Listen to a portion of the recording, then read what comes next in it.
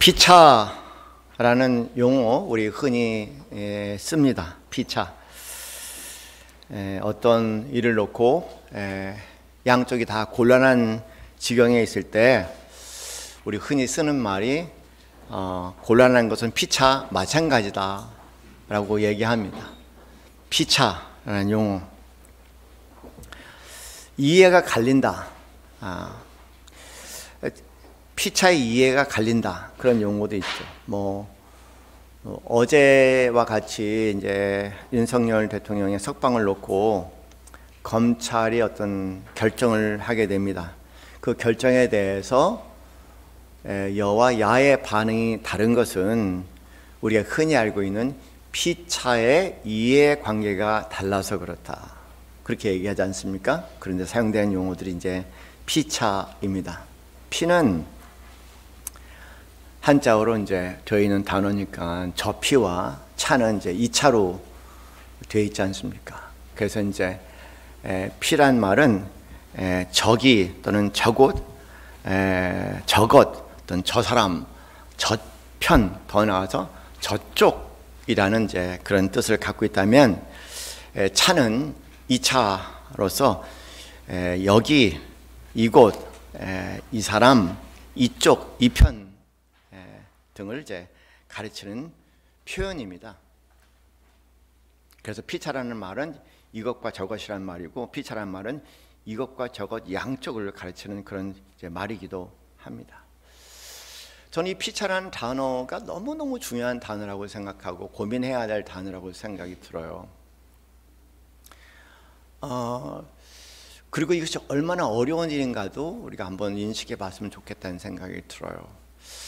인간이 어떤 행동을 하는 거예요. 바깥에 드러나는 어떤 행동과 말을 하게 되는데, 그런 인간이 행동과 말을 하는 것이 그것이 실제로 그냥 눈에 보이는 것이 아니라 그 마음에 보이지 않는 마음의 작동이라는 걸 아는데 인류가 수천 년의 시간이 걸렸어요. 다시 말해서 눈에 보이는 행동, 이 행동이라는 것이, 그 행동에 의한 결과물이라는 것이 차의 세계라고 얘기한다면, 그 차의 세계가 우리 마음에 우리 눈에 보이지 않은 깊은 마음의 세계의 결과물이라고, 다시 말해서 피의 세계의 결과물이라고 아는데 수천 년의 시간이 걸렸습니다. 몰랐죠, 그죠? 그게 그렇게 오래 시간이 걸렸나? 현대인들도 가만히 보면은요, 아직도 그 원시 시대를 못 벗어난 분들이 대부분이에요. 내가 말과 행동을 하는 것, 상대가 말과 행동하는 것이 그냥 말과 행동이 아니라, 보이는 그런 형체들이 아니라 그 안에 마음의 발로라는 것, 그것을 발견한 지가 꽤 오래 됐는데도 불구하고 아직도 그거를 구별하지 않고 눈에 보이는 행동이 그리고 결과가 전부인 것처럼 생각하는 전근대적인 생각을 갖고 사는 사람들이 아직도 많은 것 같아요. 드디어 인간은 한 150년 전에 비로소 그 마음이라는 세계에는 우리가 소위 의식이라는 세계가 있고 무의식이라는 세계가 있는데, 무의식이라는 세계가 의식의 세계보다 더 큰 영향을 미친다는 깨달은 것은 150년 전이에요. 다시 말해서 보이는 것들은 보이지 않은 것들의 결과물이라는 것, 보이는 것은 보이지 않는 것과 깊은 관계성을 갖고 있다는 것, 차의 세계, 보이는 세계는 피의 세계에 깊은 영향을 받고 있다는 것을 알아차린 것이 그렇게 오래되지 않은데, 아직도 현대인들은 드러났지만 모르고 살아가는 세계 같아요. 더더군다나 영적인 사람들이라고 얘기하는 것은 그런 것에 탁월한 눈을 가지고 있는 사람들이, 영적인 사람을 한마디로 얘기하면 눈에 보이는 이 차의 세계에서 눈에 보이지 않는 피의 세계를 감지하고 읽어낼 수 있는 능력이 있는 사람들을 영적인 사람이라고 얘기해요. 그런 영적인 사람이 더욱더 발전해 나간다면 그런 눈에 보이지 않는 피의 세계의 메시지를 눈에 보이는 차의 세계에 전할 수 있는 능력을 가진 사람들이라고 얘기하죠. 그렇게 생각하면 우리 기독교인이지만 그런 피와 차의 관계성에 대해서, 피 안에서 차를, 차 안에서 또 피를 볼 수 있는 이 눈을 갖지 않고 오랜 신앙생활을 한다는 것은 여전히 이 시대에 세속적인 시대, 다시 말해서 눈에 보이는 세계가 전부인 것처럼 살아가는 그런 현대인들의 모습과 별 차이가 없으니까 신앙생활의 본질을 오랜 신앙생활하면서 캐치해내지 못하는 거예요. 계속 고민을 하게 됩니다. 영적인 사람은 그런 피 안의 눈을 가지고 눈에 보이는 차 안의 세계를 들여다볼 수 있는 특별한 사람들입니다. 그런 이 차 안의 세상, 눈에 보이는 세상에서 피 안의 세상을 감지해낼 수 있고, 그리고 감동할 수 있고, 노래할 수 있고, 그리고 그 복된 소식을 전할 수 있는 그런 능력을 가지고 있는 사람들을 영적인 사람이라고 보편적으로 그렇게 얘기를 하죠. 지난 주일날 제가 구상 시인의 말씀의 실상이라는 시를 소개해드렸어요. 다시 말해서 말씀의 실상은 눈에 보이는 모든 것에 하나님이 있더라는 거, 하나님의 말씀이, 하나님의 사랑이, 하나님의 은혜가 비추더라는 겁니다.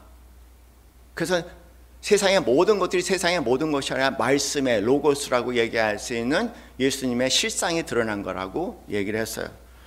그런데 또 하나의 시인이면서 아주 신실한 신앙인인 박몽월 선생님이 지은 시가 또 하나 있습니다. 그 시는 개안이라는 시예요. 개안, 눈이 뜨다 얘기죠. 눈을 뜨다. 제가 읽어드릴게요. 나이 60에 겨우, 대단하다고 생각합니다. 나이 60에 겨우 꽃을 꽃으로 볼 수 있는 눈이 열렸다. 하나님이 지으신 오묘한 그것으로 볼 수 있는 흐리지 않는 눈. 어설픈 나의 주관적인 감정으로 채색하지 않고 있는 그대로의 불꽃을 불꽃으로 볼 수 있는 눈이 열렸다.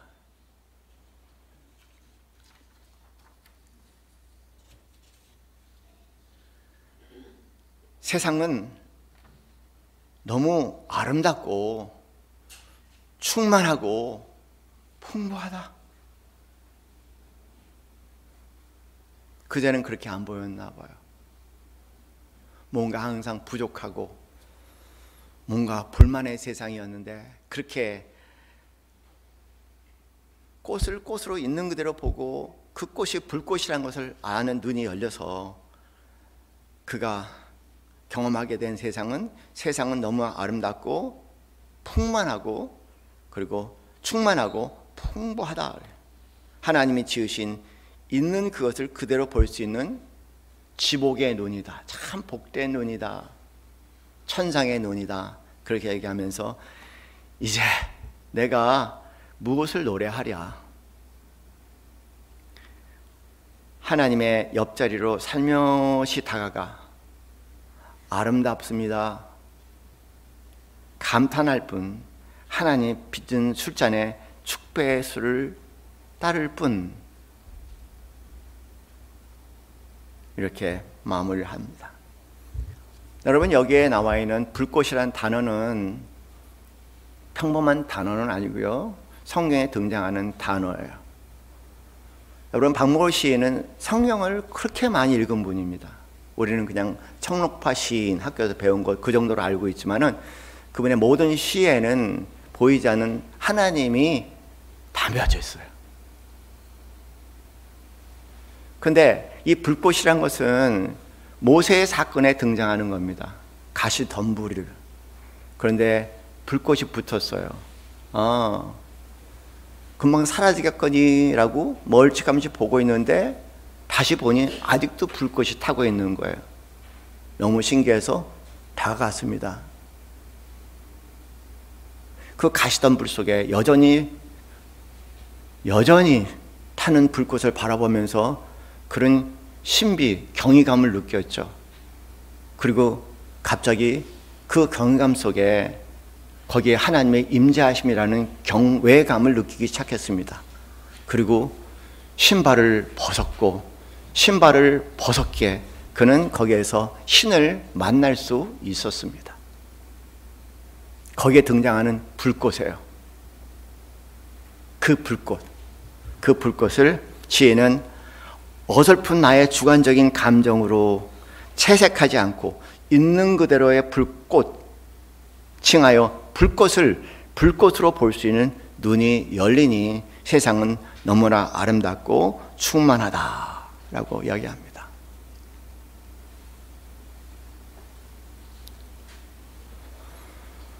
예수님께서 베푸신 많은 기적 가운데 가장 많은 기적이 뭔지 아세요? 복음서를 보면 예수님께서 가장 많은 기적이 어디에 있었냐면요, 많은 사례들을 보면은 장님들 눈을 열어주시는 것이 가장 많은 사건들이에요. 그런데 안타깝게 대부분의 사람들은 차 안의 세계에 집착하며 살아가는 사람들은 그냥 거기에 멈추는 거예요. 뭐냐면 눈먼 장님을 눈뜨게 하셨다, 그런 세상의 그런 물리적인 현상을 얘기하는데 그게 전부일까요?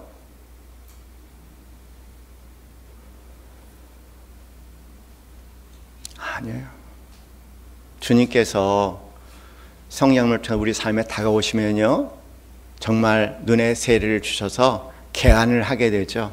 차 안의 세계에서 빛나는 피 안의 세계, 하나님의 창조의 흔적들과 아직도 빛나는 하나님의 노래를 그 안에 읽어낼 수 있는 사람들입니다. 그것이 개안이 된 사람들이에요. 그렇게 생각한다면 물질주의고 세속주의에 물든 그리스도인들에게 얼마나 안타까운 일인지, 얼마나 도전되는 일인지 다시 한번 생각해 보면, 장림됨이 누구에 대한 장림됨이 아니라 바리새인에 대한 얘기도 아니고 우리 자신에 대한 얘기라는 것을 다시 한번 도전적으로 보게 됩니다. 예수님의 눈은 참 특이했습니다. 같은 눈이지만 다른 눈이에요. 오늘 본문 말씀이 그렇게 시작이 됩니다. 공중의 새를 보라. 이 보라는 단어가 또 등장하지 않습니까? 들의 백합화를 보라 라는 단어가 또 등장해요. 이 본다는 것, 이렇게 표현할 수밖에 없지만 사람은 같은 눈을 가지어도요, 보는 것이 달라요. 예수님이 보는 눈과 우리가 보는 눈과, 영적으로 탁월한 사람이 보는 눈과, 그리고 평범한 그리스도인이 보는 눈과 비기독교인이 바라보는 눈은 같은 눈을 가지고 있어 다 달라요.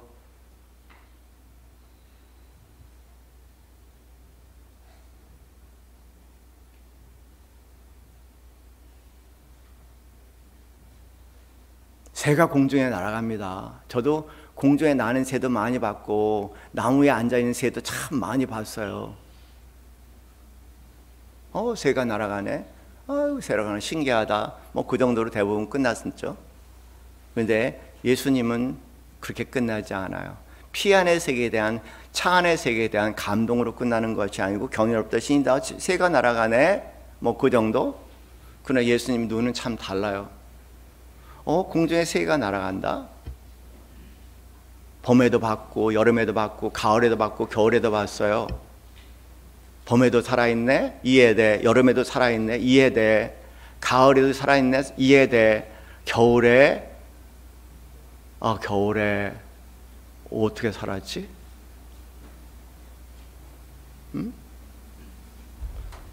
심지도 않고, 그러니 거두지도 않았고, 창고에 쌓아두지도 않았는데 어떻게 이 공중에 나는 새가 봄과 여름과 가을과 겨울을 다 이렇게,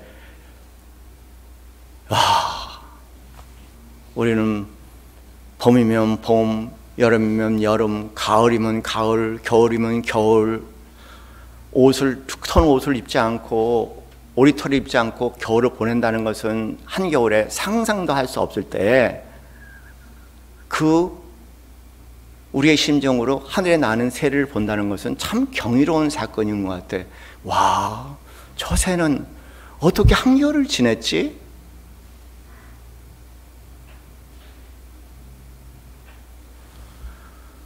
예수님의 눈은 우리 눈하고 달라요. 우리는 그냥 평범하게 다 스쳐가요. 그냥 스쳐가지만 예수님은 눈은 달라요. 깊이 들여다봅니다. 이목 집중을 하고 깊이 들여다볼 때 항상 와, 신기하다, 참 경이롭다.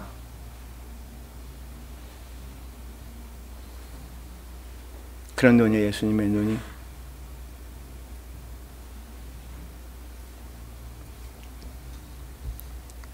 마치 우리가 알고 있는 나태주 시인의 눈과 같아요. 자세히 보니 예쁘다. 오래 보니 사랑스럽다. 그 들꽃에 대한 얘기야. 모든 것을 그렇게 보니 너도 그렇고 나도 그렇고 우리 모두 다 그렇다는 겁니다. 모든 것이 그냥 들꽃도 아니고 스쳐가는 것도 아니고 경이롭다는 거예요. 예수님의 눈입니다. 와, 신기하다. 삶이 얼마나 풍요로울까 생각해 봅니다. 그런 눈을 가질 수 있다면. 그런데 예수님의 눈은 거기서 멈추지 아니하고요, 가만히 들여다보면서 오, 와, 그래.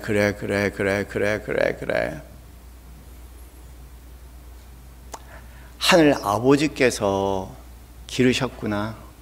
하나님 아버지께서 돌보시고 기르셨구나. 와, 해서 오, 그렇게 들어가는 거죠. 예수님의 눈은 항상 와에서 오라고 얘기하는 것은요, 하나님에 대한 깊은 경외감, 모든 자연 안에서 하나님의 지키심과 하나님의 돌보심을 보기 시작하면서 그 깊은 경외가 하나님에 대한 경의가 하나님에 대한 경외심으로 바뀌지 않습니까? 오. 그러면서 하시는 얘기가 더 놀라운 얘기죠. 너희 하늘을 아버지께서 기르신다고 얘기하면서 우리를 향해서 드디어 내려오는 겁니다. 너희는 이것들보다 귀하지 아니하냐? 라고 얘기해요. 정말 그럴까? 이렇게 말씀하셨지만 이걸 느끼는 사람들이 얼마나 있을까? 공중에 나는 새를 보면서 야, 쟤네들은 심지도 않고 그러니 거두지도 않고 창고에 쌓아두지 않는데 봄, 여름, 가을, 겨울, 봄, 여름, 가을, 겨울, 봄, 여름, 가을, 겨울 알을 낳고 새끼를 키우면서 봄, 여름, 가을 또 지냈네. 와, 그리고 거기에서 보이지 않는 하나님의 손길이, 돌보시고 기르시는 하나님의 손길이 있는데 거기서 끝나는 것이 아니라, 그런데 더 나아가서 그들보다 더 귀한 우리 하나님 아버지께서 그렇게 키우고 돌보시 아니하겠느냐 얘기하시는 거예요. 그리고 27절 말씀에 나아가서 그렇게 말씀하십니다. 너희 중에 누가 염려함으로 그 길을 한 자라도 더 할 수 있겠느냐. 이 얘기는 염려하지 말라는 얘기 아니에요. 염려할 것은 염려해야 되는데, 뭐냐면 아무리 염려해도 도움이 되지 않는 염려가 있잖아요. 그렇죠? 염려에 대한 구별을 할 수 있어야겠죠. 염려는 해야 됩니다. 염려를 해야지 공부도 하게 되고, 염려를 해야지 수고도 하게 되고, 열매도 거둬들고 창고에 넣을 수 있겠죠. 염려를 해야 되니까. 근데 그런 염려를 얘기하는 것이 아니라, 살다 보면 그래요. 그냥 걱정으로 남을 뿐, 아무리 염려해도 내 손에서 어떻게 할 수 없는 일들이 있어요. 내 손에 벗어난 일들, 그런 일들이 있어요. 구별하라는 겁니다. 그런 거에 대한 얘기. 그건 아무리 염려를 해도 조금도 도움이 되지 않는다고 얘기하시는 거죠. 염려함으로 그 키를 한 자라도 더 할 수 있겠느냐는 거예요. 그런 것을 말씀을 하시면서 우리에게 염려하지 말라. 그런 일에 대해서는 너희 염려할 것이 아니라 하늘 아버지를 바라봐야 할 것이라고 얘기하는 거죠. 그래서 우리가 해야 될 것과 하나님 아버지를 바라볼 것에 대한 분별력을 가져야 할 것 같아요. 한번 생각해 보세요. 여러분 삶에 지금 내가 해내야 할 염려가 있는가 하면은 그냥 하나님 바라보면서 하나님 아버지 도와주세요. 하나님 아버지 도와주세요. 그럴 일이 있는 건지 분별하라는 거예요. 그 염려에 대한 얘기입니다. 그건 너희가 어떻게 할 수가 없어. 그건 하나님 아버지를 바라봐야 되지 않겠느냐. 그런 분별력을 요구합니다.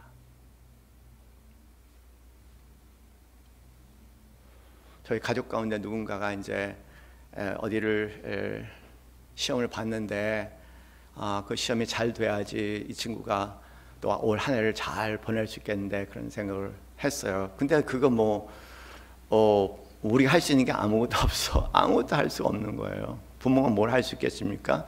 친척이 뭘 할 수 있겠습니까? 그런 일 많잖아요. 분별해서 이거는 우리가 할 수 있는 일이 아니고 그럼 어떻게 될까? 하늘을 바라보는 거죠. 그래서 산을 걷고 길을 걷고 운전하면서 하늘을 볼 때마다 하나님 도와주세요. 하나님 도와주세요. 염려할 것이 아니라 맡길 것이에요. 하나님 도와주세요. 하나님 도와주세요. 한국의 여러 가지 정치 현황에 대해서도 그렇지 않습니까? 하나님 도와주세요. 하나님 도와주세요. 자꾸만 하늘을 보고 얘기하게 되는 거예요. 길을 걸으면서 산책을 하면서 운전을 하면서 계속 하늘 보면서 하나님 도와주세요. 하늘 아버지 도와주세요.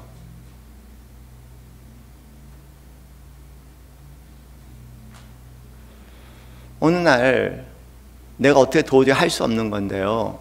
어떻게 도저히 할 수 없는 염려예요. 그런데 그렇게 시간을 지나가다 보니까 또 하나님께서 그 일을 해결해 주실 때 그 다음부터는 하늘을 볼 때마다 감사합니다. 하늘부터 감사합니다. 하나님 감사합니다. 느닷없이 이들만 하면 갑자기 하나님 감사합니다. 하나님 감사합니다. 예. 여러분, 우리가 할 수 없는 것이 있다는 건 아시죠? 그죠? 우리가 할 수 없는 거 있어요. 할 수 있는 건 하라고 말씀하시지만 할 수 없는 거는 할 수 없는데 어떻게 해요? 염려해서 뭐가 해결될 수 있겠습니까? 없어요. 그거는 맡겨라. 그 시작은 공중에 나는 새를 보시고 들의 백합화를 보시고 우리처럼 그냥 보고 스쳐가는 것이 아니라 깊이 들여다보니 하늘의 공중에 나는 새는 농사를 짓지도 않고 거두지도 않고 창고도 없는 봄, 여름, 가을, 겨울 다 살아가네. 들의 백합화를 보니 너무나 아름다운데 솔로몬의 옷보다 더 아름답지 않냐. 참 놀랍다. 경이롭다. 신비하다. 그런데 더 나가서는 그냥 오늘 폈다가 내일 그 소시기로 불쏘시개를 쓸 수 있는 들풀을 보면서도 하나님도 그를 돌보고 있는데 라고 얘기하는 거예요. 그리고 더 나가서 너희는 그 들풀보다 그 들의 백합보다 공중에 나는 새보다 더 귀하게 하나님이 여기시는 존재가 아니냐. 뭘 염려하냐? 뭘 걱정하냐? 그분이 거기 계신데. 그분이 거기 계신데 모든 것들을 자연을 지키고 돌보시는 하나님이 거기 계신데 한번 생각해봐라. 좀 더 생각해봐라.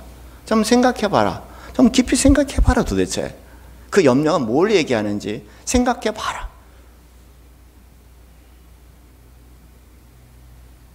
예수님은 참 그런 면에서 경이롭기도 하고 경외롭기도 한 눈을 가지고 계신 것 같아요. 예수를 믿는다는 것은 그 눈을 갖는 거죠. 일상적이고 평범한 일에 경이감과 경외감을 느낄 수 있는 눈이 있다면 예수님 같은 눈을 갖고 있는 분일 거예요. 분명히 박목월 선생처럼 개안이 된 그런 눈을 가지고 계신 분일 겁니다. 자연을 가만히 보면은요, 어느 신학자에 의하면은 하나님께서 창세기 1장 말씀을 보면은요, 하나님께 천지를 창조하시면서 그냥 의의적으로 이렇게 창조한 것이 아니라 하나님의 노래로 모든 것이 지어졌다고 얘기합니다. 노래라고 얘기한 것은 움직임이 있는 거예요. 움직임이 있는 거, 살아있는 걸 얘기하니까 하나님께서 모든 걸 창조하실 때, 살아있는 모든 생명체를 창조하실 때 노래로 창조했다고 얘기를 해요. 거기 많은 은유의 얘기들이 담겨져 있죠. 그래서 모든 피조물 안에는 노래가 가만히 귀를 들으면 노래가 들린다는 거예요. 노래가 하나님의 창조의 노래가 그 모든 피조물 가운데 들릴 수 있다는 겁니다. 그대 안에 하나님의 창조의 노래가 있고 내 안에 하나님의 창조의 노래가 있고 들풀에 하나님의 창조의 노래가 있고 공중에 나는 새의 창조의 노래가 있고 들의 백합화의 창조의 노래가 있다는 거예요.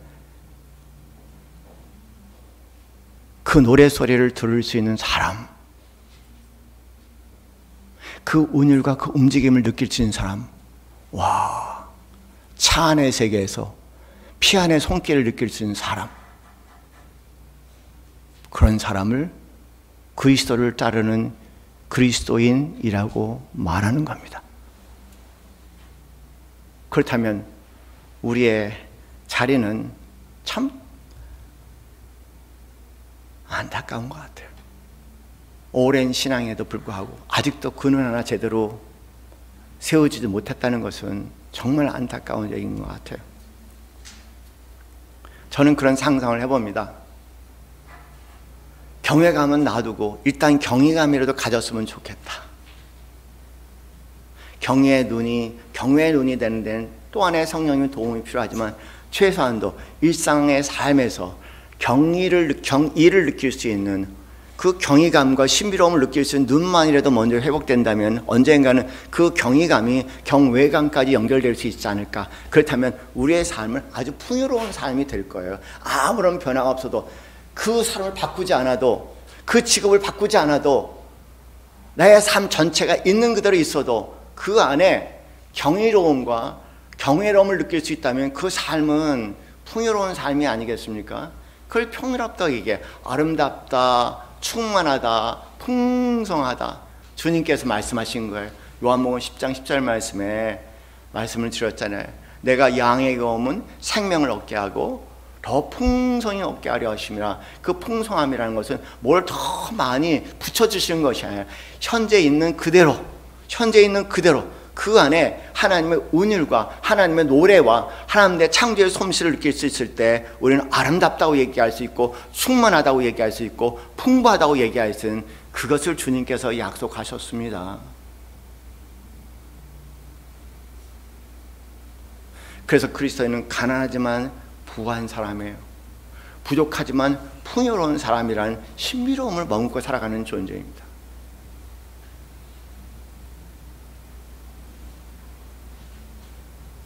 현대인들이 얼마나 낯설고 먼 길일까요? 그 시작은 경이로움을 느끼는 데 있다고 생각해요.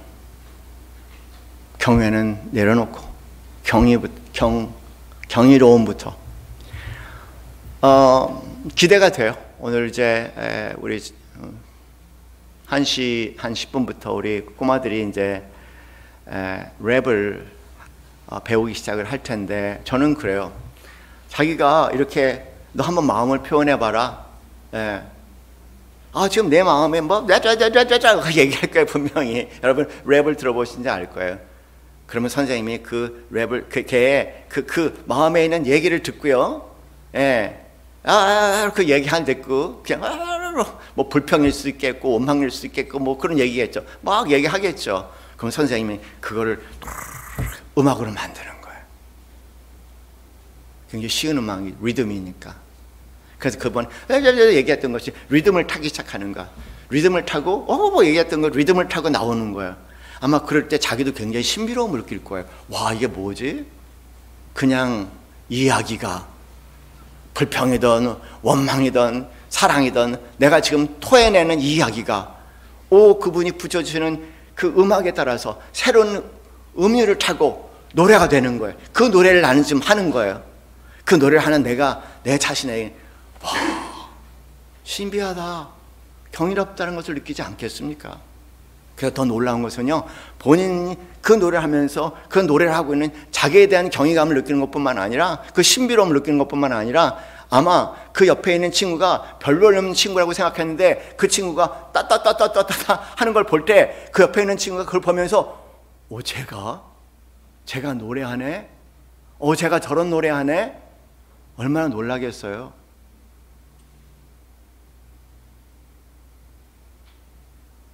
서로가 얼마나 신비롭고 놀라운 존재가 되겠냐는 거예요.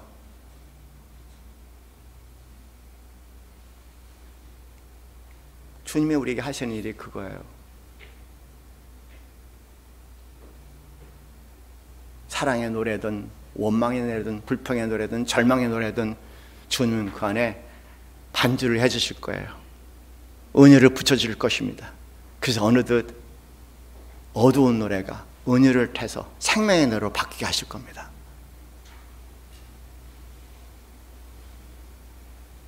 아름답지 않은 것이 어느 날 아름다움으로 창조의 은혜를 타면서 노래로 신기하다, 신기하다, 신기하다. 그것이 기독교입니다.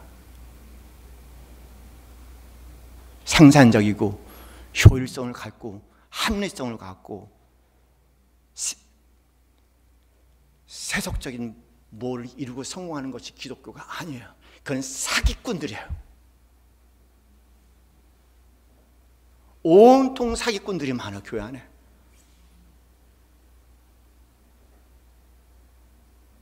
아름다움은 없어요. 신비로움은 없어요.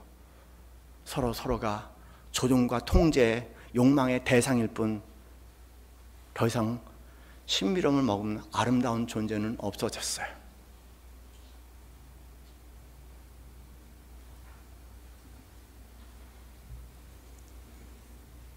거기에 어떤 기적이, 그리고 우리는 나름대로 그 신비로움을 머금을 수 있는 눈이 열린다면, 지루하고 지친 그리스도인 삶의 새로운 생명과 풍성함이, 살아있는 생명이 왕성한 그리스도인 삶과 교회가 되지 않을까, 그런 생각을 합니다.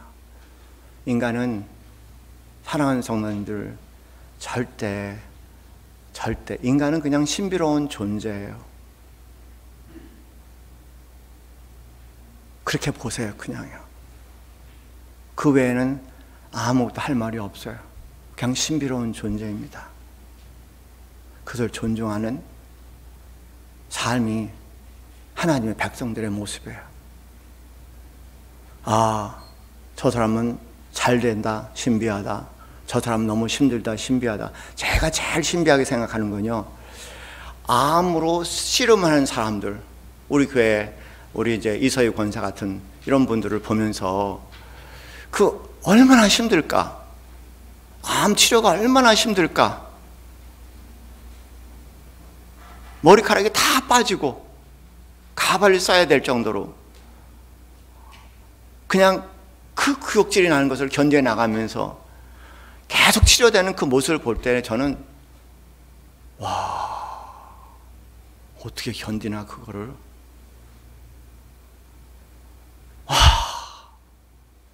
나는 못 견딜 것 같은데 그걸 어떻게 견디나?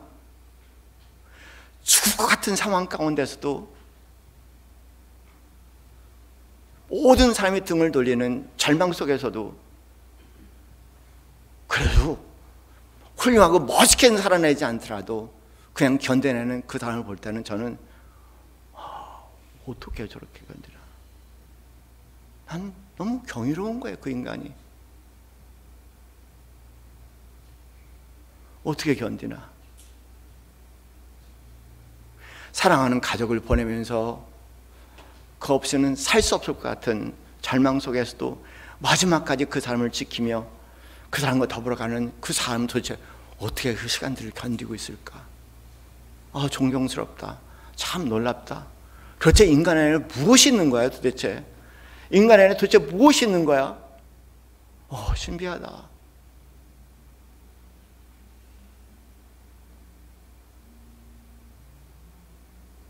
상상할 수 없는 모멸과 수멸을 당하면서도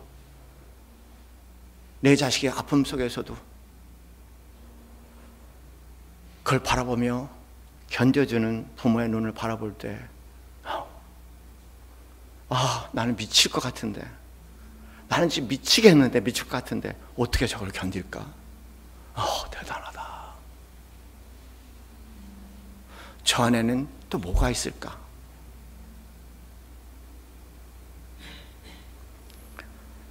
인간은 그 이상도 그 이하도 아닌 것 같아요.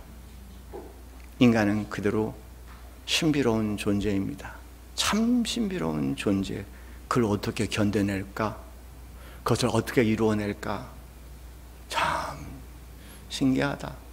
아무리 이해하려고 해도, 아무리 이해하려고 해도 이해되지 않는 인간 참 신비하다. 경이롭다. 정현종 시인은 방문객이라는 시에서 인간의 신비로움을 그렇게 표현합니다.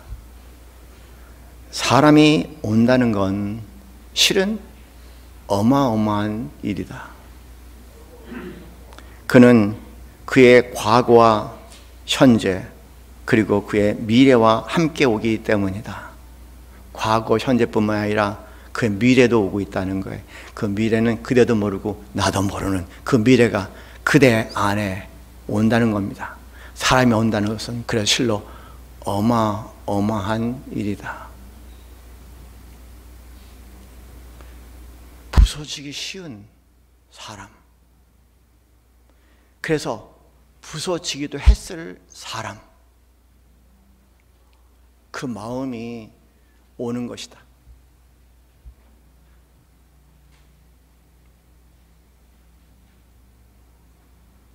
그 갈피를 인간은 더듬을 수 없을지 모르겠지만 그 갈피를 아마 바람은 더듬어 볼 수 있을 마음. 여러분, 바람 뭘 얘기하는지 아시겠어요? 바람. 하나님만이 더듬어 볼 수 있는 마음. 내 마음이 그런 바람을 흉내낸다면 필경 환대가 될 것이다 얘기합니다. 주님은 과거의 우리 모습이 아니라 현재 우리 모습뿐만 아니라 앞으로 우리가 돼야 할 모습을, 그 우리의 미래를 담아서 끊임없이 환대하십니다.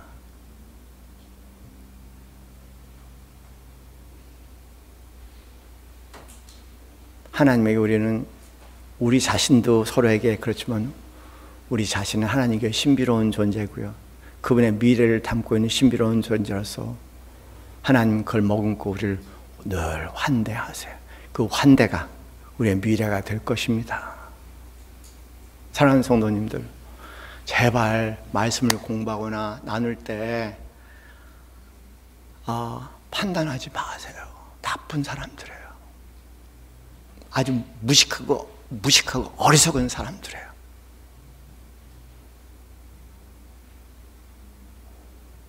여러분이 모르는 많은 것들이 담겨있기 때문에 그럴 거예요. 그걸 다 알고 한다면 그분의 추한 모습 봐도 우리는 환대하게 될 겁니다. 그것이 예수님께서 가졌던 눈이고, 그래서 모든 사람들에게 버려진 사람들 예수님은 환대하셔서 아름다운 사람들로 변하여 새 사람 되게 하셨잖아요. 그 삶 계속 이어갈 수 있는, 서로 얘기할 때 감동, 그리고 어떻게 살았을까, 어떻게 견뎌냈을까, 그 사람에 대한 깊은 경외감, 그 안에 담겨져 있는 하나님 보이지 않는 손길 다 바라볼 수 있는 그런 신비로운 눈들 되시기를 주님의 이름으로 간절히 축원합니다. 찬송가. 새 생명을 얻으면 우리 눈이 그렇게 바뀌겠죠? 찬송가 1절과 4절, 2절과 3절만 하겠습니다.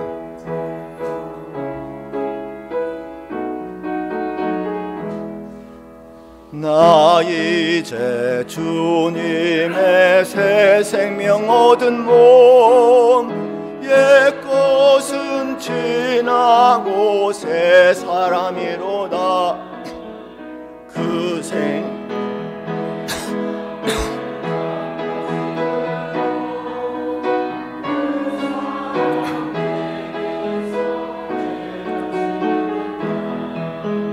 영생을 누리며 주 안에 살리라. 오늘도 내일도 주 함께 살리라. 산천도 초목도 새 것이 되었고, 죄인도 원수도 친구로 변한다. 새 생명 얻은 자 영생을 누리니, 주님을 모신 맘새 하늘이로다. 영생을 누리며 주 안에 살리라. 오늘도 내일도 주 함께 살리라. 기도하겠습니다. 하나님, 하늘 문을 여시고 하나님의 향기를 맡을 수 있는 자들 되게 하여 주옵소서. 하나님의 노래를 들을 수 있는 자들 되게 하여 주시옵소서.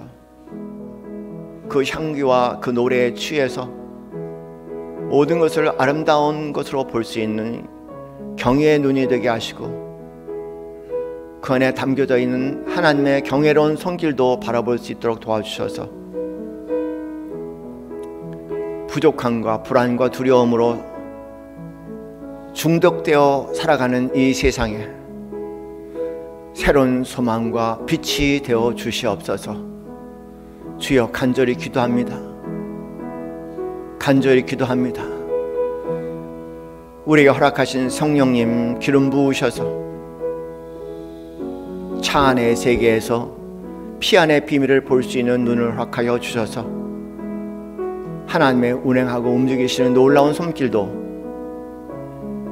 감지할 수 있으며 찬양하며 오늘도 노래할 수 있는, 서로를 노래를 들을 수 있고 서로의 노래를 나눌 수 있는 아름다운 주님의 공동체 될 수 있도록 인도하여 주시옵소서.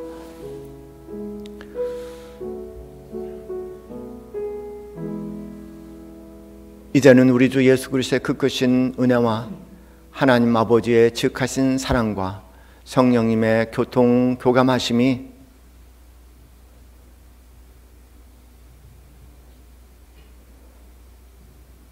모든 일상의 삶 가운데